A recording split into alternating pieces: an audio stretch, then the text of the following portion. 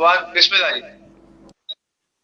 अस्सलाम वालेकुम नाजरीन, मैं हूं आपकी सहेली, आपकी दोस्त हिना जुनेजो और आज हमारे साथ परुल बेगम मौजूद हैं. She'll be talking to us about child protection and abuse, as well as domestic violence and its impact on children. And it's a very, very critical topic to discuss. You'll be alarmed when I'm going to be sharing the statistics with you shortly after I introduced our guest speaker. So Parul Begum is an entrepreneur, professional life and confidence coach, and a safeguarding trainer. She has over 10 years of experience in social care, managing vulnerable children in family services across UK. She's passionate about coaching, mentoring, and empowering individuals and young adults to reach their potential so that they can live a life on their own terms. So without further ado, let's welcome Sister Parul on board. Assalamualaikum.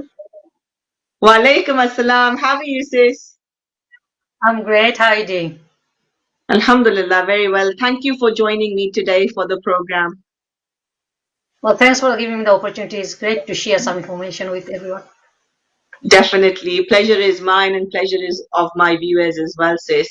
So, sis, before we dive straight into our conversation and we start creating awareness around the topic, I just quickly like to share some stats before, just so that people, understand the directly of the topic and how bad things are getting. So, according to the crime survey for England and Wales, year ending March 2020, an estimation of 5.5% of adults aged between 16 to 74 years. So that makes 2.3 million people. Wow, that's huge. So 2.3 million people have experienced domestic abuse in the last year.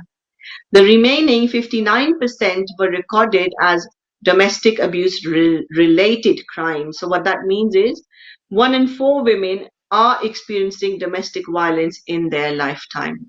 Subhanallah.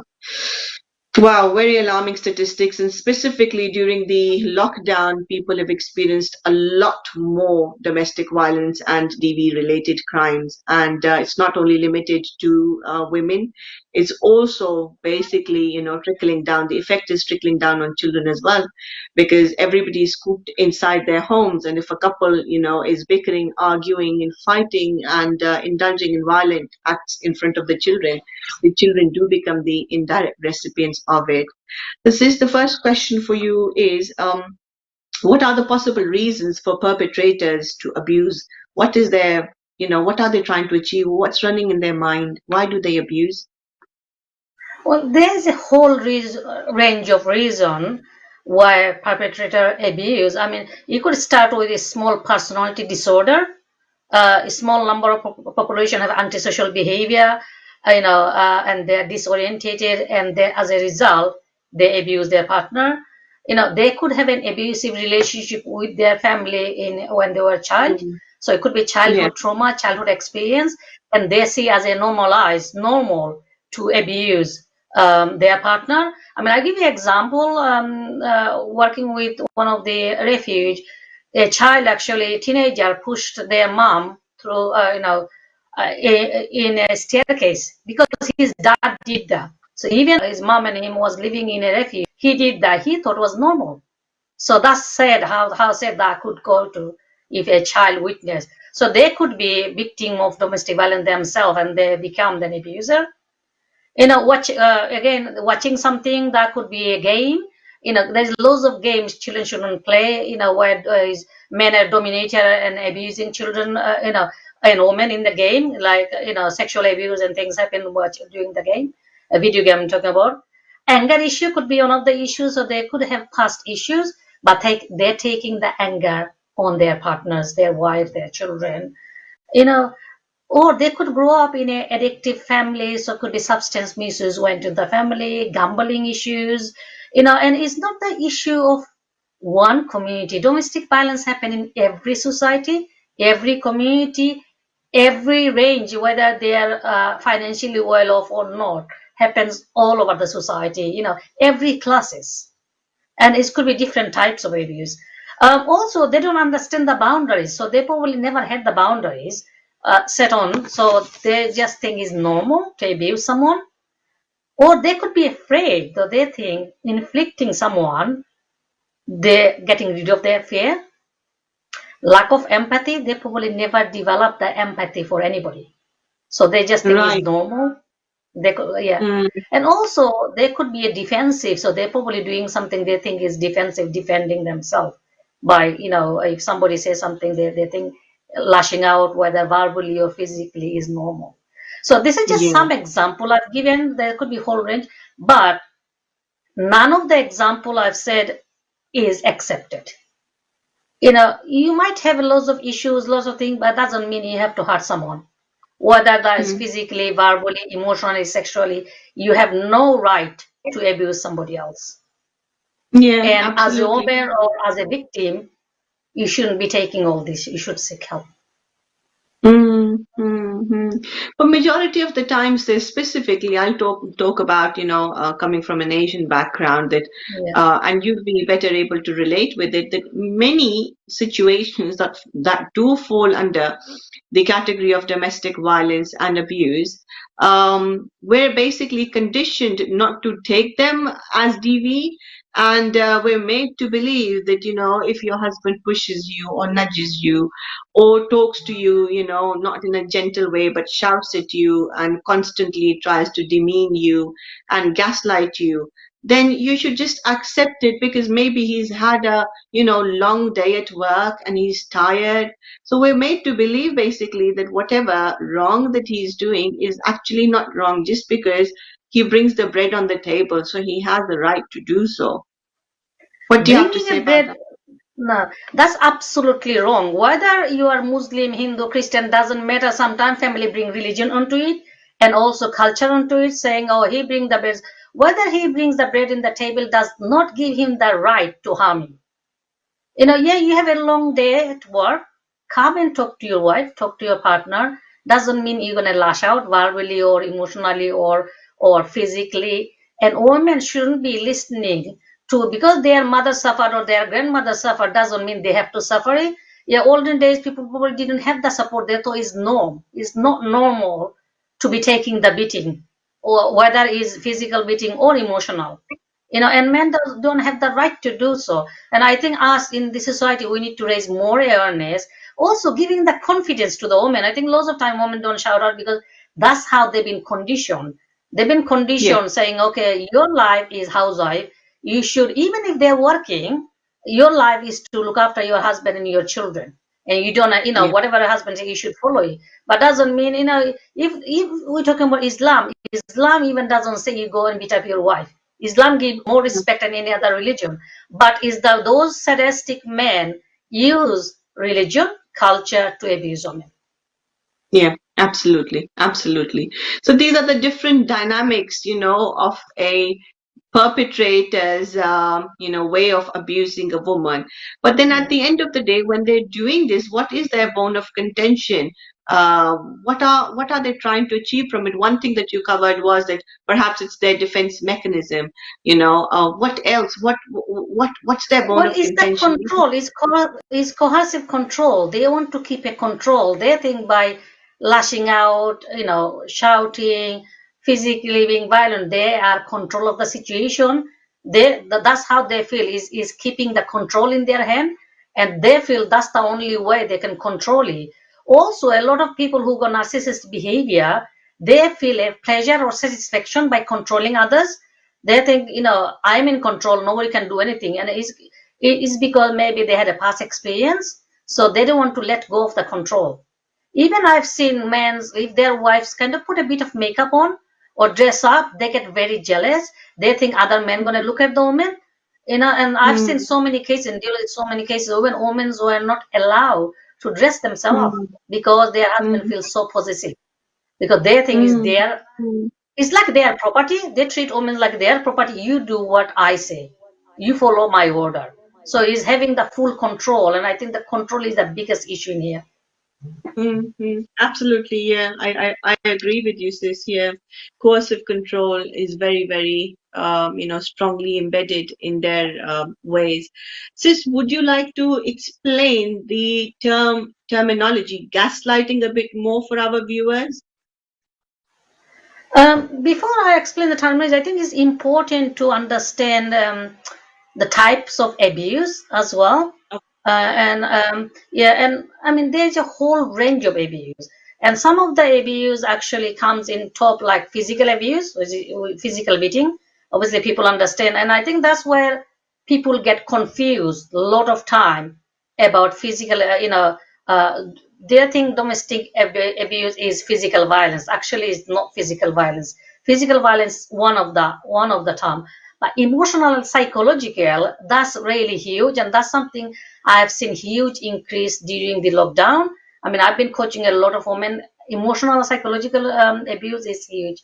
Sexual abuse, every woman have right to say no, but that's something people bring religion into. Oh, I'm your husband, I can do anything anytime. And that's not in just religion, but also in non-religious way. I've seen women being sexually abused in front of their children, and that's something I've dealt with lots of traumatic children watching that. Economical abuse, a lot of women I've seen also who relies on husband's income. They feel they can't get out of the situation because he provides all the financial support, bring food in the table and provide for the children. And that's something I've also seen used in by in-laws as well, saying, "Oh, you can't leave him because he provide the bread, and you can lose the children because you don't have any income." And a lot of time I've seen women that have supported, actually, especially some of the women who came here from back home, married in this country. They've been misused by saying, if you leave him, you're going to lose your children because you don't have an income. That's absolutely not true. And women believe in because they don't have the knowledge, they don't have the awareness, so they get scared. They stay in the relationship because of finances. They think they're going to lose their children. Technological, men sometimes start suspecting their wife, or and putting bugs on their phones and internet so they can watch what's going on.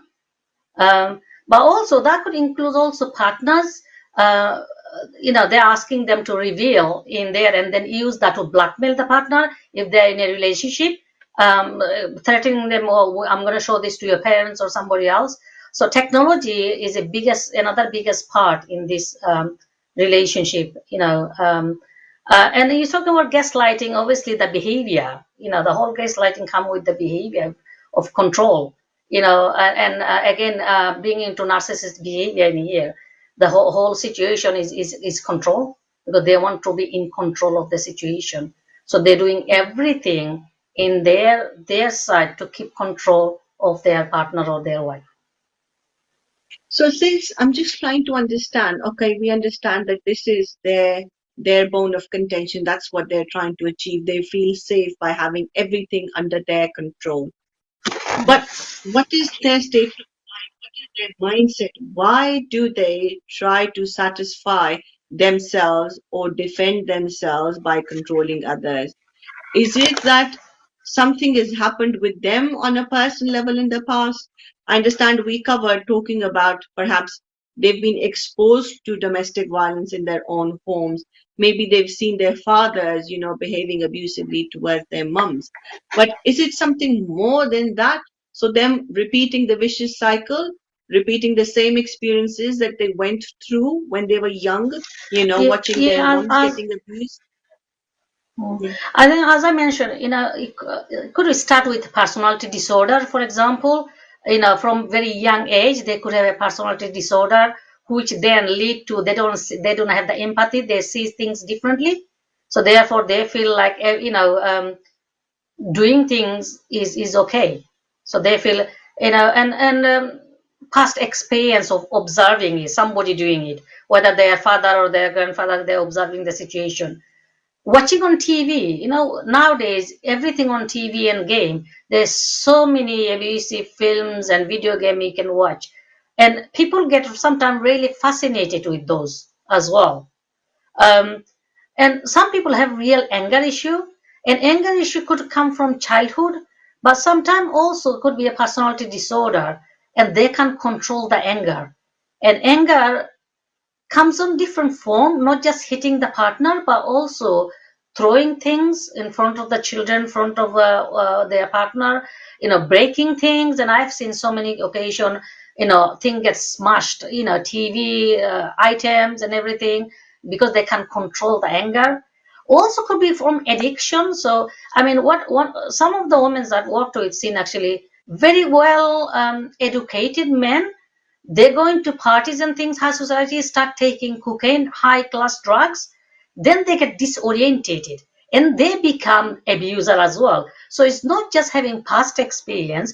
People could be becoming abuser in middle of their midlife, like middle of their age, because they start mixing with wrong crowd. Gambling, another issue. Sometimes they could be doing betting just for a fun. That could become an addiction. Then you could see they end up selling their wives' jewelries, household items, loads of things, and then the whole anger issue comes and taken by the woman. So it could happen any time of their life, not necessarily just childhood experience. But obviously, if any children goes through they've witnessed it, they will have a childhood trauma, and they could end up with post-traumatic stress as well. But that Mm, doesn't mean the women have to take on. And that's yeah. my message to all the women. You don't have to take the situation. You take control of your life and look after yourself. Seek help as early as possible. Yeah, I mean, in such dire circumstances, I'm sympathizing, not empathizing, but sympathizing with the perpetrator, because to me, it's as though they've also been a victim of some kind at some point, and now Yeah. they're just repeating the same cycle. They're trying to help themselves get rid of that trauma and anxiety, that helplessness by repeating the cycle on somebody else. Yeah. So they need to be sympathized, or sympathized with as well.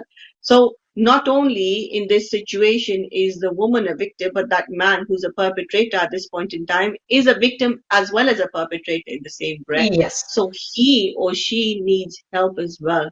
you know Yeah. uh, Many a times it's been the case that they don't realize, the perpetrator doesn't realize, and unconsciously he's repeating the same Yeah. cycle. And because the woman has been battered or spoken untowards, she feels as though he's basically crossed his boundary and there is no reason for me to continue with him anymore. However, I feel as though that the victim, obviously there is no reason for them to continue in an abusive relationship, but they need to give it some chances and have some milestones in place, that if this person overcomes those milestones, then perhaps we can give each other another chance. So the first milestone could be maybe they go and seek some anger, pursue some anger management courses. They can start going for therapy, counseling, coaching, whatever that they feel comfortable with. So one needs to have these things, remedial processes in place for the perpetrator to go through. Women shouldn't necessarily have to throw the towel in and call it quits and seek for divorce because of this reason. You need to first, be able to help your own self and then help your spouse. Together you make a team. But if it doesn't work, even after, clearly having the milestone set for the perpetrator, if they're not willing to adapt and change, then finally, divorce should be a way going forward, because our deen obviously discourages it. But obviously, there's no reason. Your safety comes first. There is no reason, and I think the victim is the best person to judge. That when would be the right time to call it quits, or is there any specific right time, sis, for a victim to call it quits? I think right time is any time. If the situation start, if the victim realize that what the partner doing is not right, they should openly talk about it to start with themselves. And if it's no situation will improve, they should look for a marriage counselor. GP is a great help, because Yeah. they don't have to go outside. They can just talk to their GP saying they go issue, they need help. So you can start with. I think the important thing is, soon as victim realize there is an issue, seek help, don't ignore it. Because if you ignore in the beginning, things could escalate. Then you think of a drastic situation. You don't want to let it too late. So ask for help. I mean, asking for help doesn't mean you're going to get a divorce. Asking for help mean you want to control the situation, help him or her, the perpetrator as well. They could been through something they're not sharing with you. So is but the perpetrator also need to understand that your spouse want to help you. They are not against you. They want to help you. I mean, it's easy to work with a perpetrator if they accept there's an issue and is affecting the whole family, therefore work together. I think the situation come difficult when the perpetrator does not accept there's an issue and continuously abusing their partner. And that's where the extreme situation where women need to really seek outside help to do something to safeguard themselves and safeguard the child. But definitely what you say, sister, is definitely you need to sort out issue amongst yourself first. uh, Both partner need to understand that there is a situation and there could be a number of reasons. So instead of arguing, sit down, talk together, and try to resolve between yourself. But that doesn't give any right for the perpetrator to lashing out to their partner, because end of the day, they both are human beings, both have needs. But having a partner doesn't mean you have to, there's lots of technique. If we go anger issue, seek help from there's so many help available. We live in the UK. UK have full of help. There's lots of charity if you do free help. GP through GP you can get free help. You don't have to pay for it even. So seek out Yeah. for internet now full of resources. As soon as you search, you can find any type of resources, how to control your anger, what to do. There's a whole lot of resources available for both sides, victim and the perpetrator. Yeah, sure, sure. And when it comes to the victims list, where is, which would which helpline would you think is their best option? Where Yeah. can they ring in So yeah. immediately? So obviously, women's there's lots of impact for victim. There's lots of impact: mental, depression, anxiety, physical health, a whole lot. It's really important to seek help. I mean, the government helpline support, which is run by the National Domestic Violence Helpline, which anyone can call anytime, is 24/7 number. And I'll give you the 24/7 number is 0808 2000 247. So 0808 2000 247, and that's a national helpline. You can call anytime for a confidential advice. Calling that number does not mean your child going to be taken to social services or police going to be turned up. You can call this number anytime of your experiences. You don't have to call them emergency. Obviously, you have to call 999. If your life in danger and somebody is trying to harm you, obviously you have to call 999. But this number is any type point of life. You can call them. If you start getting some emotional abuse, call them, ask for support. And they are experienced people in there, other end of the phone. They can help you, guide you, and give you all the information you need to make your own decision. End of the day, decision will be yours. Nobody can impose decision in you. It will be your decision. um, and there is some numbers for children as well, which I can give out. So if any Yeah. children actually are worried, they can call Childline, which also confidential and is a free number, which is 0800 1111. And also they go ahead chat line actually. Children can chat from their mobile or internet, which is 1-2-1. And that chat line actually open from 7:30 to 3:30 p.m. So 7:30 a.m. to 3:30 p.m. So children even doesn't need to call on the phone. So if they're worried about their parents fighting, arguing, they can get emotional support because the chat line is really helpful. And it's got loads of resources available. I mean, Women's Aid got lots of resources available for children, how to deal with situation. Also, women can look at Women's Aid website as well, how to talk to your children.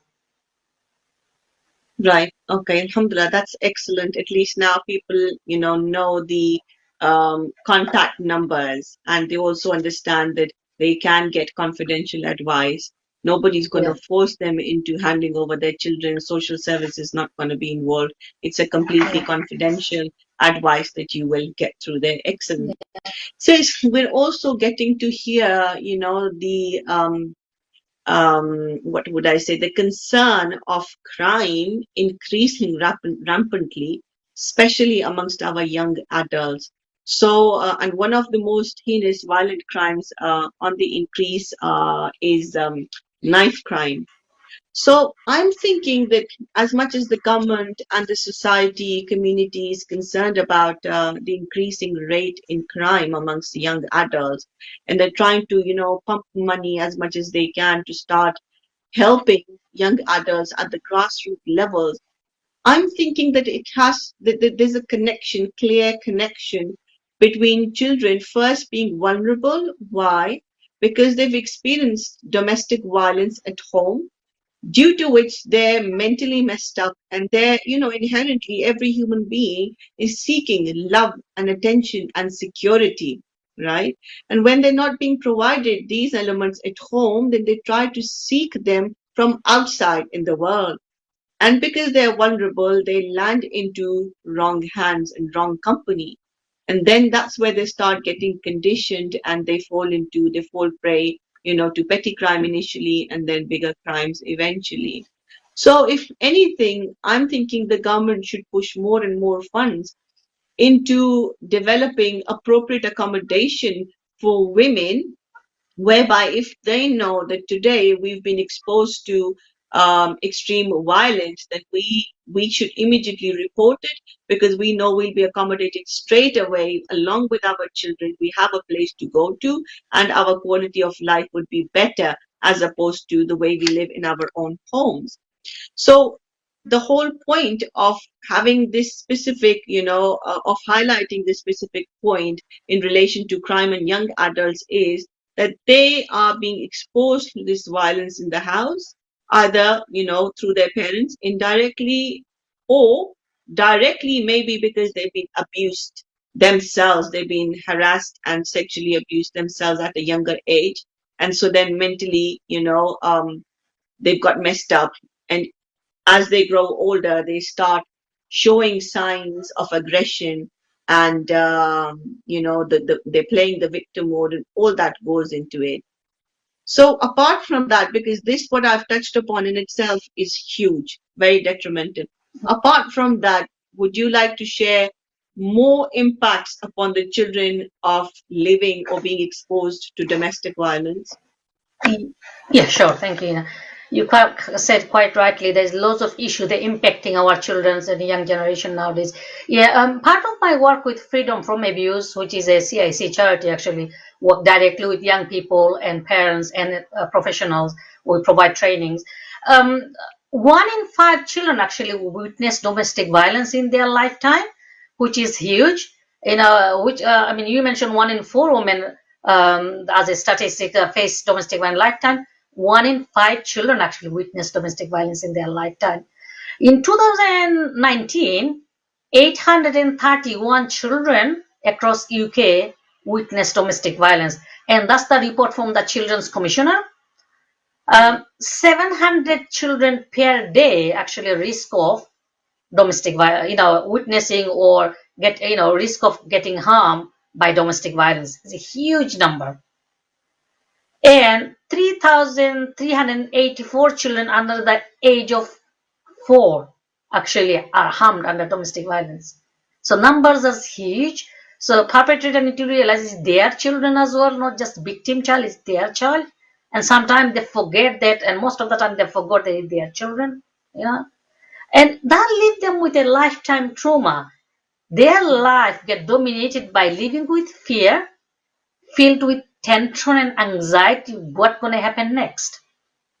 And the extended period of tension, actually stress, cause them depression, feeling of helplessness, being numb, and exposed to future violence, becoming violent themselves, running away from home, withdrawn, being accommodated and looked after, children care, by social services, poor school achievement, substance misuse, they, being sexually abused. They start abusing other people, abusing animal, and arson. Arson is another one. They, people, guess, they want to get rid of the scene of where violence took place, so they put fire on because they don't want to see the place again. So that's an the whole lot that actually children go through. And witnessing something when I actually manage living care service for two local authorities, and a lot of people who actually I manage the service, young people who work with, that trauma they never get rid of. You need extensive support to get rid of the trauma, because they've witnessed so much. Witnessing your mom being raped by your own dad, that's horrific. Witnessing your mom being getting hit, or being or other way around, either parents getting hit or emotionally abused, for them is, and a lot of people actually who are accommodated or looked after care system now been exploited by gang, so they end up doing county line, which is another issue of taking drugs, using one, and during the lockdown, one of the things we've seen, people use teenagers dressing up like a key worker, as a nurse, doctors, using them to carry drugs from one end to the other end of the country. During lockdown, that increased hugely, and that's something report we got from the police. The amount of gangs using children who had difficulties in their childhood, and children seek outside help because they get their money, and they're out of the home situation, not looking at or not watching their mom and dad fighting. So they seek refuge in hands of dangerous criminals, adults who actually use children, teenagers, or young adults, transport drugs, and that's why they end up being knifed as well. They end up carrying guns and knife, hiding them, because sometimes the criminals will use children to hide their knives, hide their guns in their home. They don't carry because of risk of police, so they use young people. Also, those criminal, if a child is looked after or young person looked after, they've been given their own accommodation. They actually come. It's called kakuing. They actually come and live in this young adult's home to hide, and then use them to transport drugs or do some dealing for them. So is a biggest issue in our community, how actually our children end up in a difficult situation because what adult expose them to. And I think parents also have a big role in here, because even if a child come from a good family, no fight between parents, if they end up happen to be with a wrong crowd, they could end up in the situation. So I always say, be open to your child, have a discussion. If things going on in the house, make the be honest with them, make them aware what's going on. If there is a fight in the house, make sure your child understand what's going on. Tell them it's not their fault. If there's no fight, you have a perfect relationship, tell them what's danger outside. So you teach them from the beginning the danger that lies outside of the house. Yeah, it's so important, sis, because you see, in culturally, we're trained not to share these experiences with the children, although they are a part of it. They're living under the same roof, they are being exposed to it, and they're trying to connect the dots in their own way, but they don't understand the reality. Whatever information they're perceiving in their own way becomes their current reality, and it perhaps lasts with them, for a lifetime. So we are trained not to involve our children, although they're already involved, right? So it's a very important point that you've highlighted here, that we need to be open and honest with our children, and, make them feel safe and secure no matter how bad things are. That, look, aren't to be blamed. It's not happening because of you. Yeah. Whatever it is happening between mom and dad is gonna get eventually sorted. We understand it's an uncomfortable position to be in, but we're trying to help it. We're trying to sort it, and it will eventually get sorted. So I think in order to make that child feel comfortable at home and feel safe is very, very important, because otherwise they'd become vulnerable, and they'll be left alone outside to fend for themselves, which is very, very, it's going to be really sad eventually. So what could be a start, say for example, God forbid, if one of my children are being exposed to abuse, what would be a start for me? How can I talk to them? How can I initiate a conversation? And what points do I need to cover in order to make them feel comfortable, to come and talk to me, and also be able to pick up on signs if somebody is having bad intentions towards them. So these 2 points, if you Yes. could cover, please. Yeah. I mean, obviously, if things happen at home from partners, that's something that is important to listen to the child, talk to them openly how they feel. So talk about their feelings, not your feelings. You know, explain to them that abuse, any form of abuse, is wrong. Being honest with them, tell them where to get more information from so they can look for information themselves, and also teach them about emergency situation, but praise them for everything they've done, and bearing with you, and also tell them it's not their fault. um, if things happen outside and things is good at home, it's really important. As I said, I actually talk to my children from age of 3. I started to tell them how to look after their body. Then nobody have time. So talking about sexual abuse, but you can tell them very young age who should touch them and who should not touch them, and what's the appropriate. So we teach them about swimwear rule. That nobody have right to touch you in this part of the area, unless somebody changing your nappy or something like that. So it's really important to teach them from the beginning, very early age, what is acceptable or not. After age of 4 or 5, actually, I start talking about drugs and crimes, what's happening, because when you watch news, they watch news with you. So if they start asking question, is the time. Explain in a way they will understand these things is bad for your health. This is the reason you don't do it, but this is wrong. So if you teach them from the beginning, you do not end up to have the difficult situation when they are teenagers. But imagine you haven't explained to them and you don't have the relationship. You feel shy, or you're, as you said, our community kind of people feel they can't talk to their child about anything because they feel embarrassed. It is important, because end of the day is your child. He or she is the one who's going to get hurt. So praising something, we all like praising, appreciating. I think one of the things I've seen in our community, we tell children off very quickly. So instead of telling the child off, praising them for how they're coping, what they're doing, and that develop a trust. Trust for a child, trust is really important. As soon as they grow teenagers, stop hugging them. Your child still is a child. They still need the warmth. They still need your hug. Yeah, you might have a 2 other younger one. Doesn't mean you forget your teenager. They still need a cuddle. You still mom or dad. You know, give, make them feel you are there for them. Have an open discussion saying, oh, what's the, if you struggle, Women's Aid got lots of information there, but also there's lots of information out there. You can get quite a lot of information how to talk to your child. But it's easy when you watch a news, your child is watching, you can start a conversation very easily. I mean, children nowadays, primary school, they start talking about gay and lesbian relationship from primary school. Parents don't get to know, yeah. So why can't, as a parents, we can't talk to our child? You can talk from the religious perspective.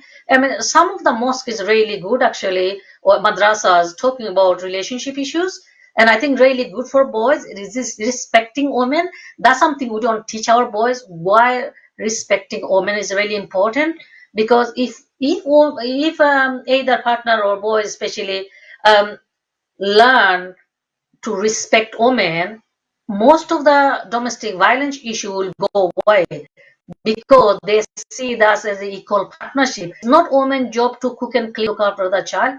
Is both of their job. Is equal responsibility. Yes, men could be working and women could be at home. Doesn't mean woman's going to cook and clean all the time. Is equal partnership, is relationship, is loving relationship. We need to teach them about love, not hatred. And if we bring love into every situation, very easily done. I'm very open with my children. I always talk about child protection, always talk about drugs, crimes, what's going on outside world. In a way, I use a language is child friendly, but also not exposing. You can change the language, but make sure your child understand. If you find hard to use sex and relationship, change the language, find in a way you can, if you are religion, Islam or whatever religion you are in, you can bring religion into it, saying our religion, this is what it says, we not normally sleep with a woman, a girl in younger age, what's the reason, the health reason, they respect reason. So give them an explanation that you feel comfortable, not the way a teacher does. You can do as a parent as well in a different way. So you still explain to them what is right and what is wrong. Talking about drugs and crime, that should be very easy. I know when it comes to relationship, parents find it hard to explain to, because that's not how they've been taught by their parents. They've been left with it. But we live in UK. Our kids are exposed to from primary school. But you can change your language, make sure your child understands it. But I just feel it's so important for us parents to be open with our kids. Internet is a great abuse system. Online, our kids get exposed to online, activity very easily, and there's a huge proportion of girls actually reveal themselves in front of the camera, because the other end could be the pedophiles, you know, and so therefore parents need to understand that you're sitting at home, your child could be in a great danger if you don't check them on, mean, if you don't talk to them, check on how long they've been on the internet, what they're doing. So it's really important to be open with your child, saying, there's lots of bad people out there, they could take advantage of teenagers very easily. Yeah, yeah, you're so right, sis. You're so right. Subhanallah. Each and every point that you've made in today's conversation, I'm sure has been extremely beneficial for our viewers and for myself as well. Because I've got two teenage boys and a teenager girl, and then I've got a younger set of children, with the youngest one being 2 years and 4 years old, and then 6 years old. So I am also juggling with the dynamics of different types of emotions between the teenagers as well as the younger lot that I've got. But alhamdulillah, I feel blessed in a way that the older ones, older siblings, take care and love the younger siblings. So a lot of my responsibility gets taken off that way. And then the older siblings keep a protective eye on the younger siblings as well, especially the teenage daughter. That's where the responsibility of the older brothers, comes in. So, Alhamdulillah, I feel blessed that way, but yet it's extremely important for us as parents to be vigilant and keep an eye and monitor our children's, internet usage and their activities, and know who their friends are. And not only know who their friends are, but also try to get to know the families of the friends as well. And I think the best way going forward would be, as our ancestors used to encourage, that if your children are of an age where they need company, they're seeking companionship in the form of friends, then rather than sending them over to somebody else, invite their friends over and invite their mums over as well, so that you can build a rapport and a bond, and you can get to know each other. And that way you'll have your child in your own, around in their own home, in their safe haven, where everything that happens is underneath your own eye. So, Alhamdulillah, thank you so much, sister, for coming on board today and sharing such beneficial information with our viewers. I'll move on towards my viewers now. जी नाजरीन, जजाकल्ला खैर। मैं उम्मीद करती हूँ कि आज परुल बेगम ने जितनी भी इंफॉर्मेशन हम सबके साथ शेयर की है वो आपके लिए बहुत ही मुफीद रही होगी, और आप उसका इस्तेमाल करेंगे, कोशिश करेंगे कि अपने बच्चों के साथ एक दोस्ती का रिश्ता कायम करें, ताकि वो आपके साथ ओपन और ऑनेस्ट कन्वर्सेशंस में इंडल्ज कर सकें, अपने दिल का दुख दर्द आपको बता सकें। जब बच्चे घरों से बाहर निकलते हैं, स्कूल और कॉलेज में जाते हैं, तो जितना अमाउंट ऑफ पीयर प्रेशर उनके पास उनको गुजरना पड़ता है, जिस पीयर प्रेशर के थ्रू, वो सिर्फ वो बच्चे ही समझ सकते हैं। और चूंकि हमारा ज्यादातर या उमूमन यही देखा गया है कि हमारा अपना रिश्ता अपने बच्चों के साथ इतना सॉलिड, इतना ग्राउंडेड नहीं होता, तो वो बच्चे घर आकर हमें अपनी एगनी, अपनी मुसीबतों, अपनी तकालीफों से आगाही नहीं करते, या कभी कभी ये सोचते हैं कि क्या फायदा अम्मी को बताने का या अब्बू को बताने का, कि उनको टेंशन होगी, वो बूढ़े हैं, वो बुजुर्ग हैं, वो बीमार हो जाएंगे, उनकी तकलीफ बढ़ जाएगी। तो हमको उन्हें बिठाकर समझाना चाहिए कि नहीं, हमारी तकलीफ तब ज्यादा बढ़ेगी, खुदा ना खास्ता अगर आपके साथ कुछ इर्रेपेरेबल लॉस हो गया तो। ठीक है, क्योंकि फिर हम बैक ट्रैक नहीं कर सकते।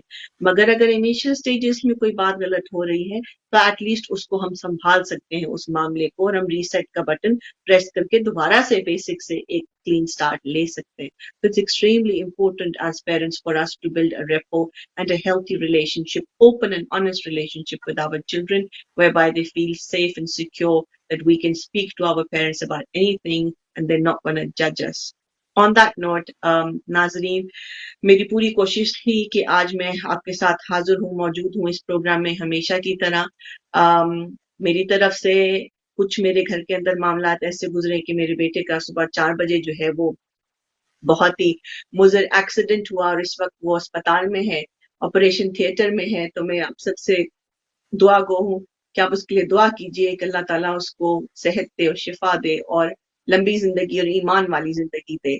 मैंने ये शेयर करने का मकसद 2 वजूहात हैं मेरी। एक तो कि मैं तलबगार हूँ आप लोगों की मुखलिस दुआओं की अपने बच्चे के लिए, और दूसरा कि मैं आपको ये दोबारा से एग्जांपल दे सकूं कि जिंदगी में कभी भी मुश्किल आड़े आए आपके तो जिंदगी रुक नहीं जाती, जिंदगी का काम है चलते रहना।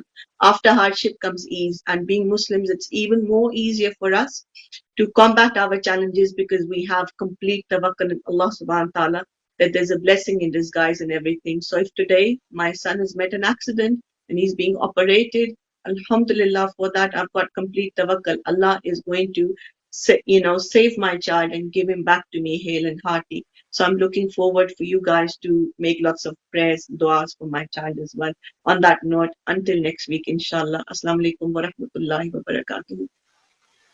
मेरा पयंबर